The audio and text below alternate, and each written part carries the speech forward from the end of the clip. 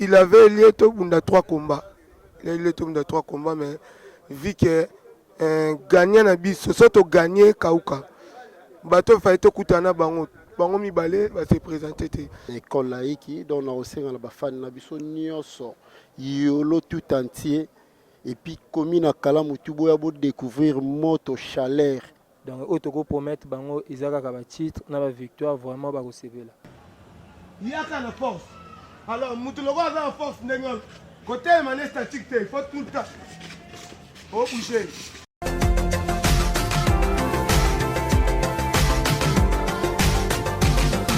Son a vu déjà premier, bon là dans simple. Son a vu déjà premier on tel bosso. Il y a premier. Là il y a quand on premier. On a bandé bosso. Là quand on a vu premier, on a fait déjà. C'est qu'il est donc ça n'a ah non, ça n'a pas. Moninga, l'ongolé na ça. Et un fils sonas, n'a pas ça. Ne tarde pas son unité. Ils ont été confinés au comment on soit dit. Avec moi, sinon, bien été. Pendant que ça sort du câble, tu as déjà tout, là, là. Simple. On est comme la force.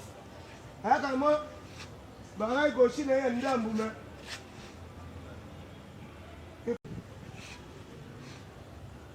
Kobunda na iye bitumba bino na kutu tuna point kutu so to zibo omona to kabane ku po ero ya ndeka bo simba ni boy ekende boy to ka kebo yo avantage to sala yoko kuzu tango ozwa ai zate bozibo so ya te nazo kende na chi.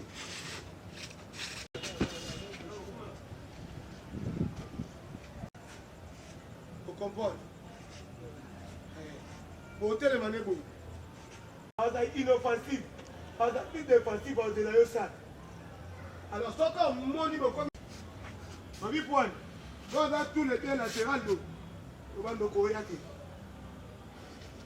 Soit on a tous les deux nimbo, soit il y a un moulin. Même soit il y a un. Il y a qu'à la force. Alors, Moutouloko a la force, côté mané statique, il faut tout le temps. Au bouger. Chaque. C'est un attaquant et aussi c'est un bon défenseur. Ils ont un mode de combat là. Pour 50-50. Alors, tout ce qu'il faut. Et ça les belés. Et en plus, il y a une force, il y a une force. Vous avez un contrôle de la casse, il ça a été. Mais comment gérer?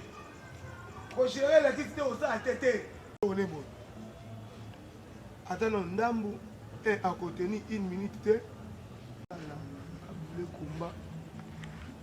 Et là, sur le papa, nous n'avons encore le sol.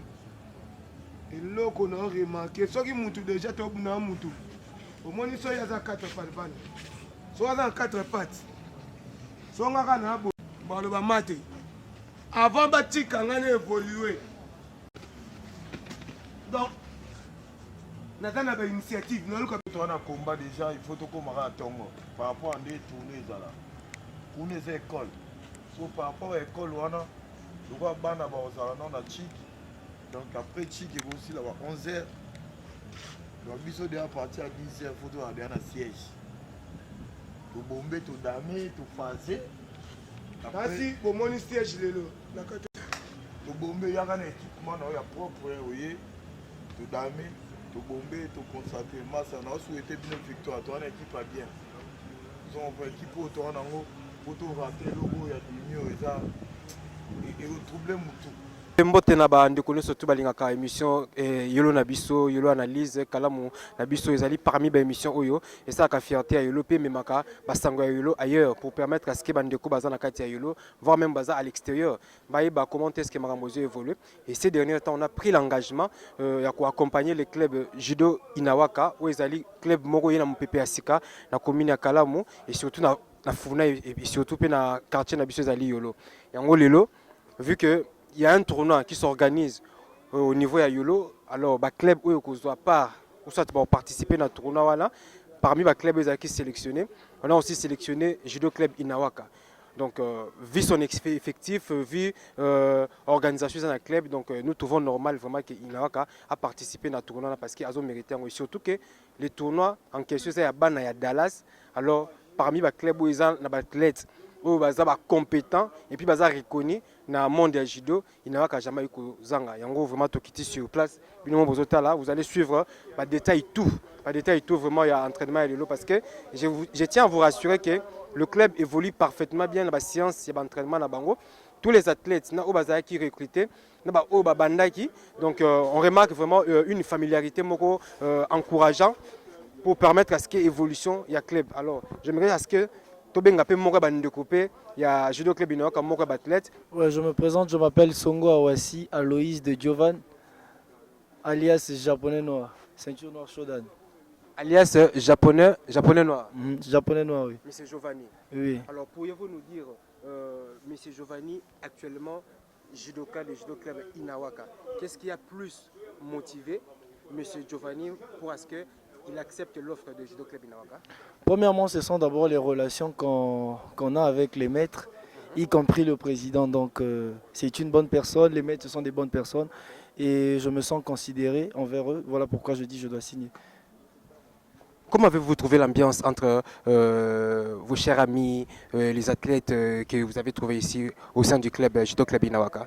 Voilà, dans Inawaka, il y a déjà comment est-ce que je pourrais dire, les titans en fait. Et on se connaît, on s'est bien familiarisé avant d'être à Inawaka. Et du coup, je me sens à l'aise avec eux, quoi. Pourriez-vous nous retracer juste une petite analyse par rapport à votre carrière? Bon, par rapport à ma carrière, j'ai été plusieurs fois médaillé, je suis champion de mon pays, leader de ma catégorie et international congolais de Brazzaville. International congolais de Brazzaville. Je tiens à rappeler vraiment que Makambo est commis à niveau Moussoso. Donc, Judo Club Inawaka a signé un athlète international. On a aussi appris que vous venez aussi de participer à la francophonie. Oui, j'ai participé au 9e jeu de la francophonie, j'ai perdu en demi-finale de bronze.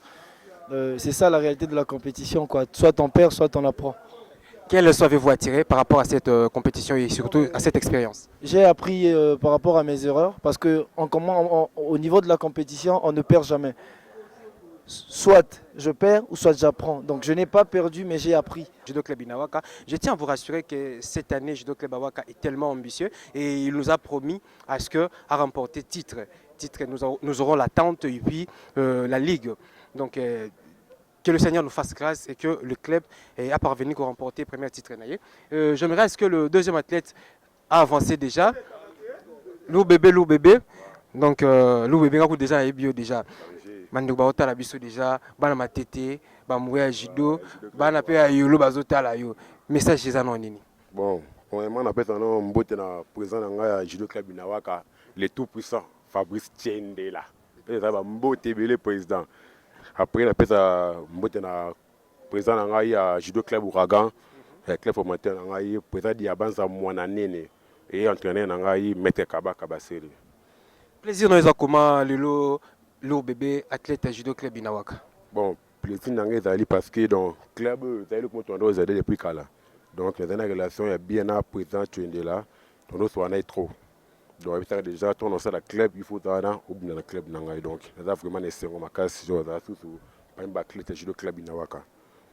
Il se peut que demain, vous vous lancez déjà dans le premier tournoi où vous allez première compétition dans la saison. Alors, qu'est-ce que vous allez promettre à Mourir à judo et surtout à la Bissosiko?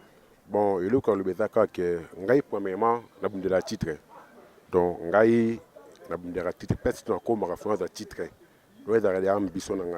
Donc, le Bézaka qui est supporter na biso ya Judo Club Inawaka, comité tout, consort, donc le boye belé, le boye là.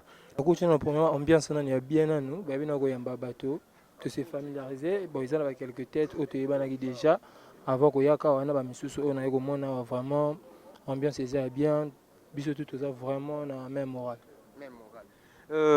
Message, ni nous compromettre, na bandeko bazako zela. ba résultat moko ya malamu epai na bino parce que bazotala bino siko parce que il n'y a pas que Fabrice.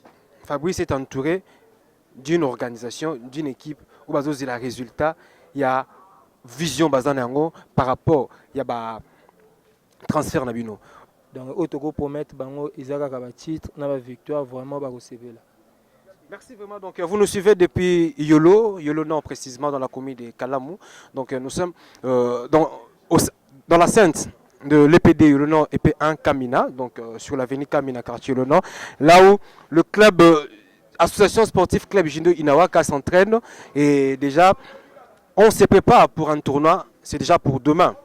C'est déjà pour demain parce que le premier combat s'est gagné par forfait. Alors nous allons jouer la demi-finale pour accéder à la finale. Donc nous espérons vraiment que Judo Club Inawaka aura les tickets pour accéder à la finale le dimanche. Alors j'aimerais clôturer avec l'un des dirigeants par rapport à Moussala Ouezo Salimakat na Wesika. Bon, nalinga na ibisaka bandeko nyonso baolanda biso na RDC, na Kin, na ba province et puis libanda ya RDC. Donc Oeza Club Inawaka, je pense que eza va ya sika. Première sortie na biso eza demain na école laïque, donc na osenga na ba fan na biso nyonso yolo tout entier et puis commune na Kalamu tuboya bo découvrir moto chaleur, moto asiki puis na confiance à ba classe na biso tout oyo bauti à l'extérieur ya mboka baza awa sikoyo na yolo donc boya mingi donc lobby je pense que tozwa ticket na biso ya demi-finale et pito kende finale wana tozwa linzanza wana donc osenga na bino vraiment pour soutenir ba club nyonso je pense que na la confiance à club nanga et surtout que Marambozo Sala déjà donc ça prouve déjà à suffisance que Maramura Malamu ezo bongisama et programme est en ndenge nini pour na tournoi ezo bana déjà lobby. Merci d'abord pour la parole. Bon, les lots qui n'a pas pesé, tout ça qui pesé les lots. Lobby est à la compétition de Uganda, mais juste le col tous à l'école, tous y en a bana babima après qu'on m'a abondé, tourner bandi na ometo bandana judo club Kauka. Judo club Kauka, oyo to négligé bangote pe. Donc, on a sous-estimé Baonté. Oui, respect de l'adversaire et en plus de le prendre en considération. C'est tout ça. Le tournoi en question, le club a participé. Donc, le club participant, vous avez combien ils étaient au nombre de 8 au peu près. Mais sauf que deux qui ont désisté. Donc, total 6 si je ne me trompe pas. Bisso. Il avait lié tout le monde 3 combats. Il a lié tout le monde 3 combats, mais vu que gagnant na biso, surtout gagné Kauka. Bateau Faito Koutana Bango mi balé, va se présenter. Va se présenter Bango mi balé. OK. Donc de fils qui ont gagné combat oyo, on est le quoi fou sento l'équipe bala moko. Comme étant un entraîneur, comme étant coach, comme étant sélectionneur si on peut le dire, encadreur, nos 2 athlètes qui vient de traverser le fleuve Congo, Bassi ba commune à club. Ndeko lobby quelque part sur les sélectionneurs. Donc on ne peut pas sélectionner Moutou Azo convaincre. Ceux qui va sélectionner, bon, on sait que Bazo convaincre, peut pas ça ibiso autre pour ça. Prévenez qui au monde est bon en francophonie. Donc quant à moi je vous dis merci et surtout merci à maître Fabrice Loboko, ceinture noire certifié par la Fédération internationale de judo. Un grand merci à la Fondation Dodis Mandungu. Donc je tiens à rassurer que Marambuza Malamu, donc tout le monde va action Salima, on est toujours là pour accompagner la vision de Monsieur Dodis Mandungu, ils appellent Fondation Dodis Mandungu, ils ont porté comme on a. Et n'appelez encore Mbote Ming na Yolo, partout où vous êtes, partout à travers le monde, c'est votre émission Kalam Nabino Yolo Analyse. Alors on a besoin de votre soutien. Quant à moi, je vous dis merci, on se retrouve très prochainement. À suivre.